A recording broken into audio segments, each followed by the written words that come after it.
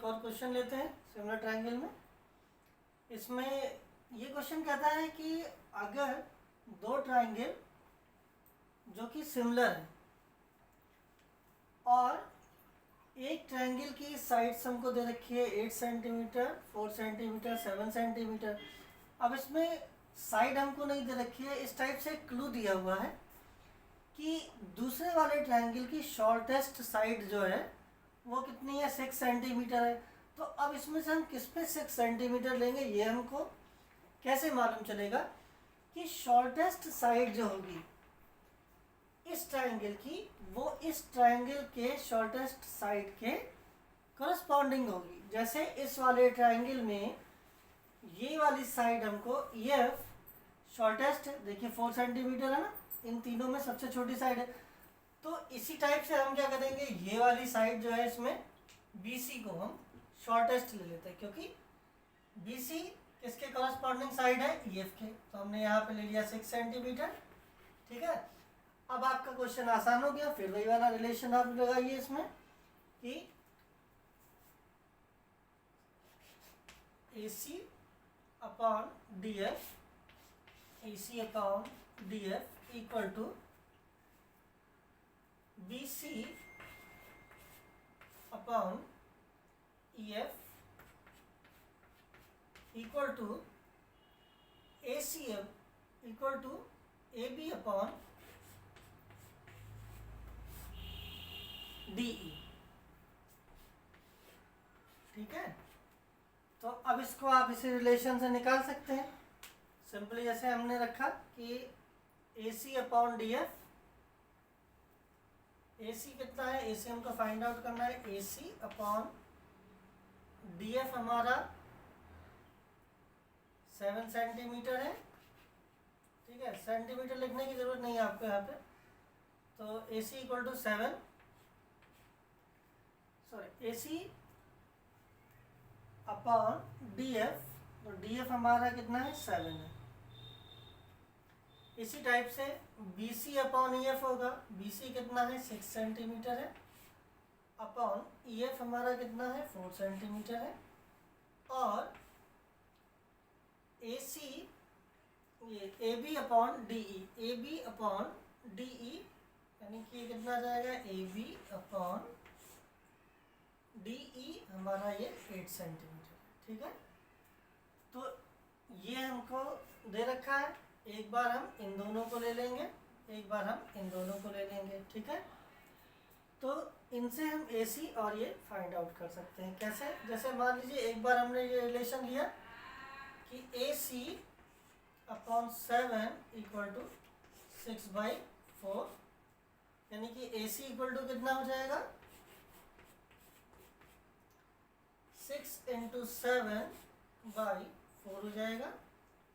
ठीक है, तो ये आपका आ जाएगा 42 अपॉन 4, दैट इज 10.5 सेंटीमीटर। ठीक है, तो ये कितना आ जाएगा, 10.5 सेंटीमीटर आ जाएगा, है ना। दूसरा हमने रिलेशन ये वाला ले लिया। अब इसमें क्या करा कि AB अपॉन 8 इक्वल टू 6/4 ले लिया। तो AB हमारा कितना आ जाएगा, AB इक्वल टू 6 × 8/4। ठीक है, 4 2 8 हो गया और 2 6 12 हो गया। तो ये कितना आ गया, 12 सेंटीमीटर आ गया। ठीक है, तो इसकी साइड्स क्या जाएंगी, अदर साइड्स आपको मिल जाएंगी कि AC इक्वल टू हमारा आ गया 10.5 सेंटीमीटर और AB इक्वल टू 12 सेंटीमीटर। ठीक है ना, यही हमको फाइंड आउट करना था इसमें। ठीक है,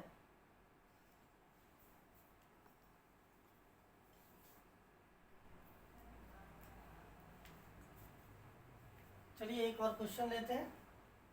इसमें हमको दिया हुआ है कि ये एक गिवन फिगर है, इसमें ये AB line is parallel to CD है। पैरेलल का सिंबल ये होता है, पैरेलल माने समांतर। तो ये line A B is parallel to C D है, और इसमें एक लाइन ए डी और बी सी इंटरसेक्ट कर रही है एक जगह पे, यानी कि काट रही है एक जगह पे। तो हमको प्रूव करना है कि triangle O A B is similar to triangle O D C. ठीक है, तो इसके लिए हम क्या करेंगे,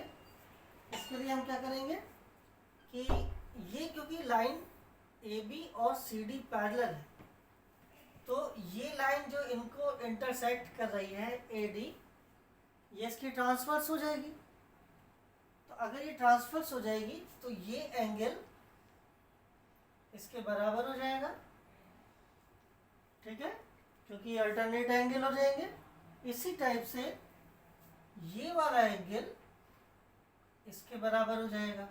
ठीक है, जिनको ये ट्रांसवर्स नहीं मालूम है वो ये समझ लें कि अगर कोई दो पैरेलल लाइंस को एक तीसरी लाइन इंटरसेक्ट करती है, काटती है, तो ये वाले एंगल जो कि अल्टरनेट एंगल होते हैं ये बराबर होते हैं। ठीक है, इसी नियम से ये दोनों ए बी और सी डी ये पैरेलल लाइंस हैं और ए डी इनकी ट्रांसवर्स है, तो ये एंगल इसके बराबर हो जाएगा और ये वाला एंगल इसके बराबर हो जाएगा। ठीक है, तो अब हम इसको अपने समझने के लिए क्या करते हैं कि एकदम आसान तरीका है। हमने क्या करा कि दो ट्रायंगल ऐसे करके बना लिए। ठीक है,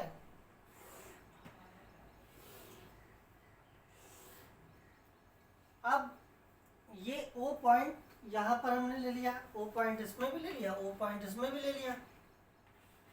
ठीक है, अब ये वाला angle, angle A angle D के बराबर है। तो एक एंगल जो है हम किस में लेंगे, ट्रायंगल OAB में लेंगे, और एक एंगल किस में लेंगे, ट्रायंगल ODC में। तो O क्योंकि दोनों ट्रायंगल में मिलेगा, अगर हम इसको छुपा दें तो क्या मिलता है कि ऊपर वाले ट्रायंगल में भी O मिल रहा है। अगर हम ऊपर वाले ट्रायंगल को छुपा दें तो नीचे वाले ट्रायंगल में भी O मिल रहा है। तो O पॉइंट कॉमन है इसमें, तो O हमने यहाँ पे लिख लिया। अब क्योंकि पॉइंट A पर जो एंगल बन रहा है, कौन सा एंगल, एंगल BAD या BAOB कह सकते हैं। दूसरा एंगल, एंगल ODC, ये एंगल इसके बराबर है। तो जिस पोजीशन पे हम इस वाले एंगल में A लिखेंगे, उसी पोजीशन पे इस वाले एंगल में हम क्या करेंगे, D लिख देंगे। अब तीसरा एंगल कौन सा बचा रह गया, इस वाले ट्रायंगल में B बचा रह गया, तो हमने यहाँ पे B रख दिया। तो B के कॉरेस्पॉन्डिंग एंगल इसमें कौन सा आ रहा है, C आ रहा है। ठीक है, तो ये वाले एंगल, अब ये वाला एंगल, ये तो मैंने आपको बताया अल्टरनेट एंगल होता है। इस टाइप के एंगल, जैसे दो हमने लाइनें, दो लाइन इंटरसेक्ट कर रही हैं, तो इनके सामने के एंगल ये जो होते हैं ये बराबर होते हैं। ठीक है, इनको हम क्या कहते हैं, वर्टिकली अपोजिट एंगल कहते हैं। ठीक है, तो अब ये एंगल बराबर हो गया, ये एंगल इसके बराबर हो गया, ये एंगल इसके बराबर हो गया, तीसरा एंगल अपने आप बराबर हो गया। अगर हमको खाली दो एंगल भी मिल जाते तब भी ए रूल से हम सिमिलरिटी ले सकते थे इसमें। तो अब हमको क्या करना है कि ये जो हमने करा है ये सब हम लिख देंगे कि AD क्या है, ट्रांसवर्स है ना। तो angle A equal to angle D के है, इसका हम रीजन लिख देंगे अल्टरनेट एंगल।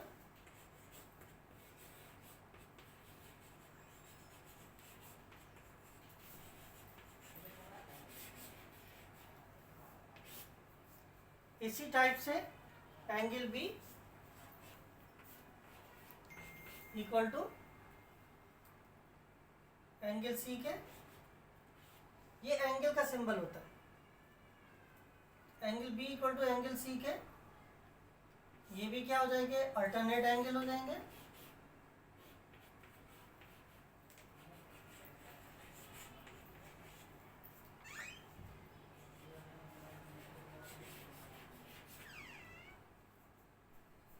और तीसरा angle A O B, angle A O B is equal to angle D O C के हो जाएगा। ठीक है, वर्टिकल अपोजिट एंगल इसी टाइप से हम लिख देंगे। तो इस पर हम यहाँ पे लिखेंगे वर्टिकली अपोजिट।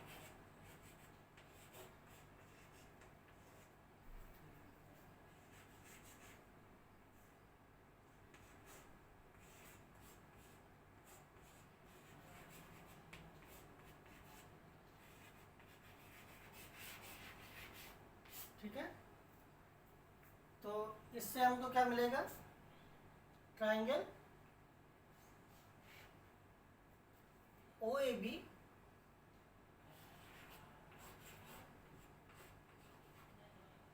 सिमिलर टू, ये सिमिलर का साइन है।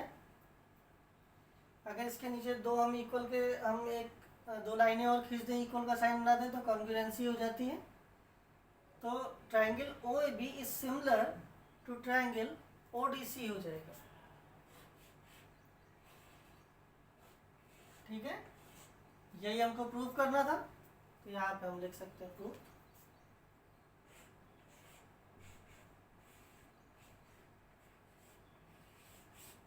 ठीक है, ये जो तरीका है ये बहुत आसान तरीका है। किसी भी ट्रायंगल में आप जो है कितना भी कॉम्प्लिकेटेड हो, हम इस टाइप से बना करके इस जो कॉम्प्लिकेटेड फिगर होती है उसको हम सॉल्व कर सकते हैं। ठीक है, इसको नोट कर लीजिए।